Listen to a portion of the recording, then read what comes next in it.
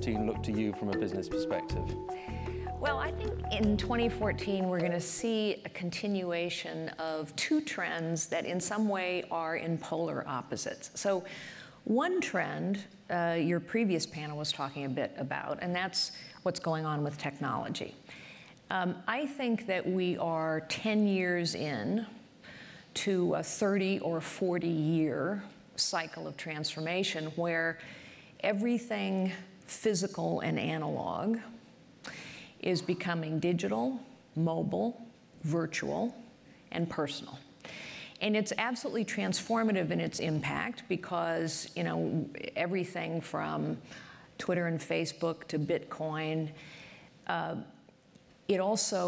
technology empowers the consumer, empowers the individual, breaks down barriers in institutions, increases the rate of change exponentially, breaks down boundaries and borders of all kinds. In many ways, we are now in not just a global economy, we're in a borderless economy.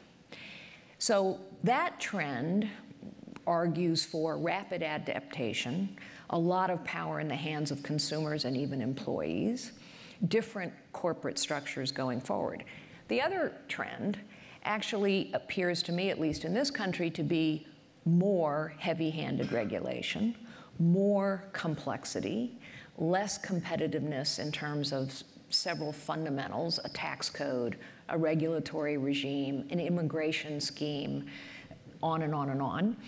Even our new healthcare law has, in essence, frozen in place a market in health insurance that's never been competitive. It's 50 states with oligopolies. So that trend makes it increasingly difficult for companies to adapt because either they're uncertain about the direction of regulation or regulation is impinging on their ability to adapt rapidly. So I think in 2014, we're going to continue to see the effect of structural difficulties in this economy for sure. Immigration, I mentioned, is one. The tax code is another structural issue. The education system is a structural issue. What's happening to small businesses is a structural issue. Too many are failing, too few are starting.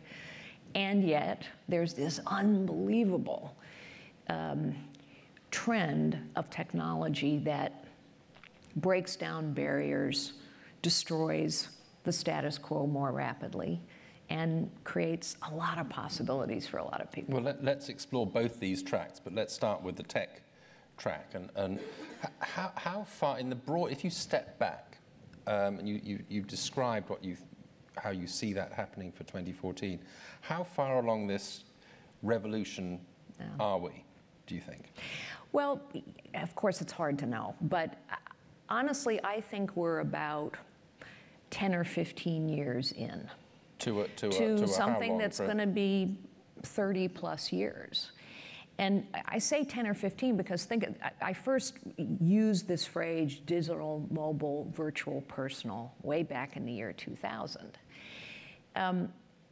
It's only been about a decade that we've had smartphones and Google and Facebook and Twitter. These things are absolutely revolutionary. If you think about the impact of robotics and everything from healthcare to factory production, I truly think we are at the beginning of this transformation, not the end. And I mentioned Bitcoin very briefly because I don't claim to understand Bitcoin. But I think what we're seeing is, certainly you have financial institutions in this country starting to look over their shoulders a little bit and say, what is this? But here you have trillions of dollars worth of value being traded, maybe not created. And it may all turn out to be a fraud, but it may disintermediate and cause a lot of disruption in the process of being discovered a fraud. And just because we're in a tech revolution, obviously, evidently doesn't mean that if you're a tech company, you prosper.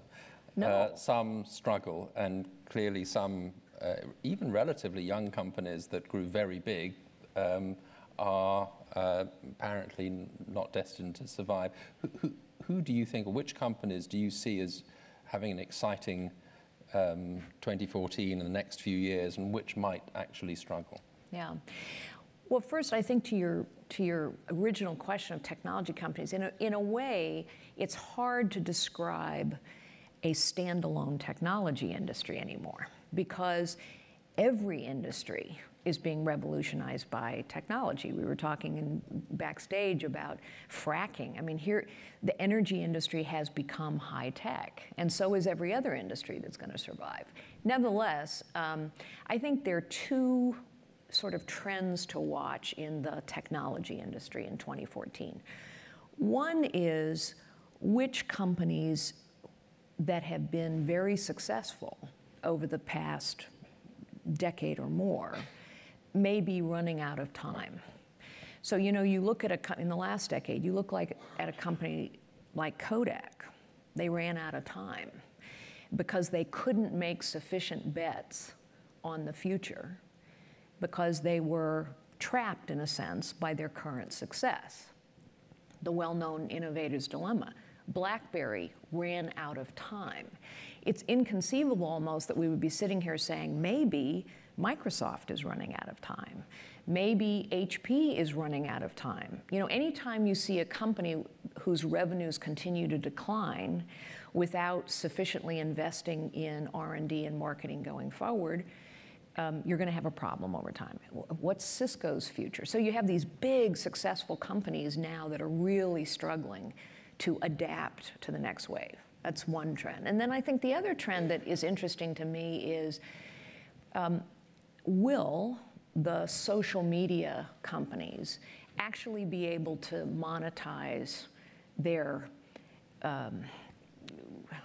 networks, so to speak? Will they be able to monetize them sufficiently? I think the jury's out on that, actually. I think the jury's out on what Twitter can do. I think the jury's out on what Facebook can do. Google seems to be doing incredibly well, and they've made Google all the right moves. Google, from the word go, pretty much had the business model as well as the technology, exactly. which is what makes it such a powerful force, I guess. Yes, exactly. Okay, let's turn to the other side of what you were talking about, the regulatory burden, which is in a way, you know, the one side is very exciting, the other side is weighing down on it. Where do you date this back to? Is this, I mean, Sarbanes-Oxley, was that the beginning of this, a sort of big trend that has just, with the regulatory response to the economic crisis, become more burdensome? Well, I'm not sure that Sarbanes-Oxley was the beginning. You know, if you look at, but it certainly was a moment in time. If you look at the federal government in this country, it's fair to say that the budgets of virtually every department in the federal government have increased for virtually every year for the last 50 years. So this isn't a new trend. And what happens, I mean, we know this, what happens when you have a bureaucracy, any bureaucracy, where they get more money every year, where they are trained to spend all their money every year so that that becomes their new baseline, where you basically have very little transparency, very little accountability, and it's filled with people who think their job is to do things. And then you lay on top of that a political process that's populated by, with all due respect, mostly lawyers and lawmakers who think their job is to make laws. What do you get? You get more and more and more and more. And I liken it to, you know, the regulatory regime in this country is a little bit like geologic sediment. You know, it's just layer upon layer upon layer upon layer. And complexity kills. Complexity kills business, complexity kills the animal spirits. Now we've laid on top of it the Affordable Care Act, AKA Obamacare. That legislation is longer than a Harry Potter novel, literally. It's accompanied by 11,000 pages of regulation that modifies and codifies and explains the Harry Potter novel. You can't possibly imagine that level of complexity in these bureaucracies, you know, working away day after day. It didn't happen overnight. It's going to be very difficult to turn back the clock, but I think we have to. I think Europe has a very heavy regulatory structure in place, and one could argue a set of economies that have underperformed, and our economy is underperforming today. If you leave Voldemort aside just for a moment, it seems that you look at America from outside, and actually what strikes you is that despite regulation, American business is incredibly strong. In fact, it's a juggernaut. And you know, the big American companies are back at the top of the world in industry after industry. Yep. So I guess your view would be that's despite all this. But isn't it testament to the incredible strength of the entrepreneurial and business drive in America that is the case? Yes, it is. And I think it's also important to balance that with some other facts. So in this country, big companies, as in many, but particularly here, big companies started as small companies. All the companies we've been talking about in technology started as small companies. Small business in this country is the engine of economic growth. Small businesses innovate at 11 times the rate of big businesses. Small businesses create roughly 2/3 of the new jobs. Small businesses employ half the people. So on the one hand, you have big business doing really, really well. And by the way, big government works for big business, because big business can talk to government and get a tax code that advantages them and all of that. But if you look at what's going on with small businesses, the picture is not as good. In fact, more small businesses are failing and fewer are starting than at any time in 40 years. And I think that structural problem of small business, by the way, another interesting fact, 70% of small business owners in a recent survey said they felt government was hostile to them. And when you ask them why, they say because government, local, state, federal, is making it so hard. The cost of me taking a risk is too high. The reward for me taking a risk is too low. So that's a warning sign that yes, big companies are doing really well. But if you care about the economy more than a year out, we should be concerned that we're actually putting a weight on the entrepreneurial spirit in this country. Okay, let's leave some time. We have some time for questions. Who would? Yes. If you wait for the, if you could keep your hand up so that they can, yeah.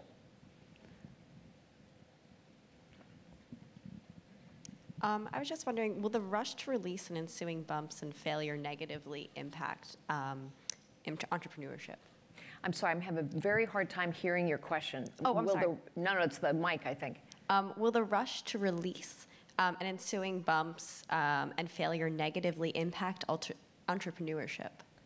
Will the rush to release? Like, given that so many young, I mean, I'm a 20-year-old, and I know so many other entrepreneurs are so eager to get their business off the ground, but there's so much to choose from.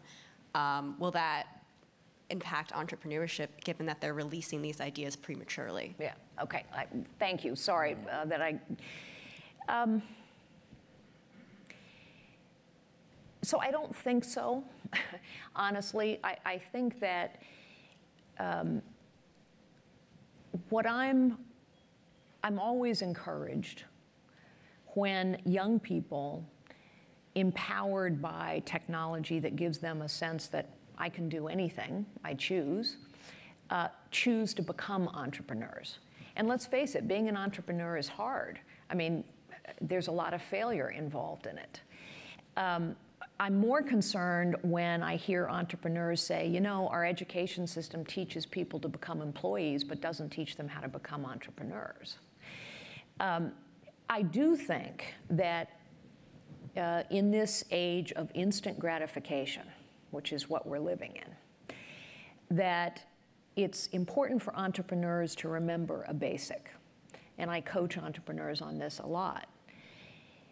Raising money and capital is important.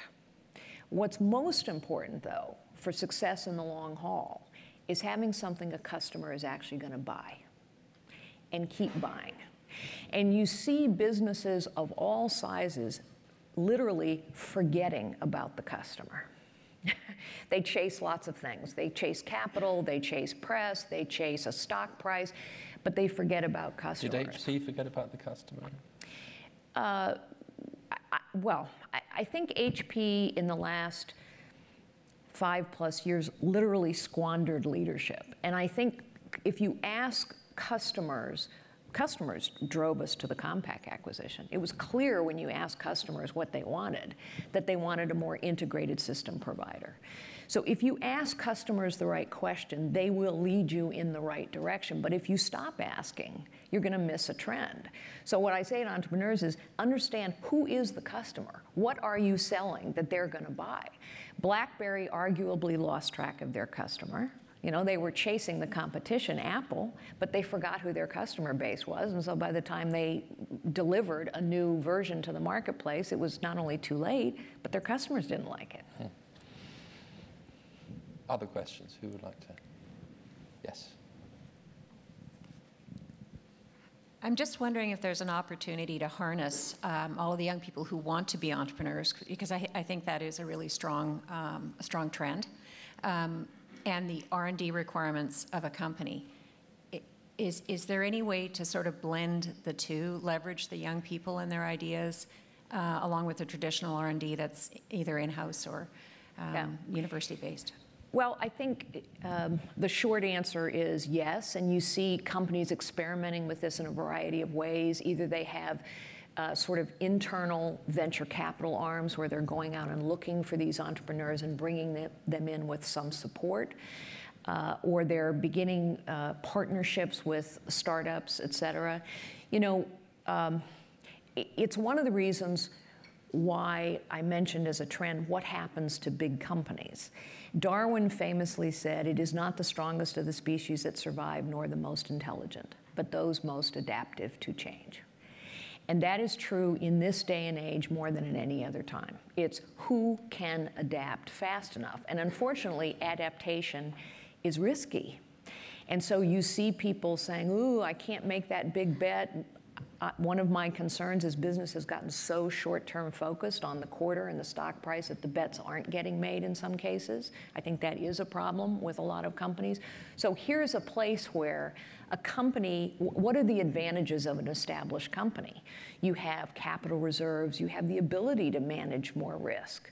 What is the advantage of bringing young entrepreneurs and innovators into the fold? They're adaptive. They're thinking of new things that a more rigid structure simply isn't going to think of. And so I think those companies that understand that adaptation is survival would do well to loosen their boundaries and their borders, be more permeable, be more open to what's going on in the marketplace around them, whether that's with their customers or with their suppliers and partners or with innovators who can help them see what's coming. Okay, final. This will have to be final, very quick question. If I could ask you to keep it very short. And I'm not certain this is a quick question, but at the outset, you spoke of this change which has occurred as a result of the new digital economy and changes in the technology world. So from your vantage, how has that changed the nature of leadership for businesses? I mean, what we've seen with some very successful companies is that it's much less hierarchical. I'm wondering about your comment on that. Yes. Very good question. If you could keep the answer. So it's a really great question. So first of all, the technology in and of itself destroys hierarchies. And the hierarchies that remain in place become more and more ineffective and anachronistic, which is why you see government bureaucracies really struggling. So a good leader will use the trend to their advantage. And yes, it's absolutely less hierarchical, which means, hopefully, that leaders have more input. On the other hand, there are two fundamental roles of a CEO that I think are even more important in this age. One is, I believe, only a CEO can, of course, with input and advice, but only a CEO can effectively balance the requirements of sometimes competing constituencies. Who are those constituencies? Customers, employees, communities, shareholders. And sometimes those constituencies want different things. Customers want more value for less. Employees want more security and more pay. Those things don't always mesh. Only a CEO can make those balance points over time. And the second role of a CEO is a among other things, the second important role of leadership is to have both peripheral vision and strategic vision. What is going on around me? What is coming down the pike that I need to be aware of? That role of vision, goal setting, direction setting, we are going here. It's not just about the next quarter. It's about the next year and the next year after that, and maybe even the next decade. That role, along with that balancing act, I think is even more important today. And only leaders can do that. And in 10 seconds, Carly Fiorina, for yourself personally, in 2014, any chance back to politics, or have you you've been put off that track? No, I'm not put off of politics. I quite enjoyed it, actually. You have to have the right opportunity, so I don't know that it's in 2014, who knows, but hopefully I'll know it when I see it. And I think politics is one of those fields where we could do with more people who've done something in their lives besides run for office. Very good. Thank you very much, Carly Fiorina. Thank you. Thanks so much.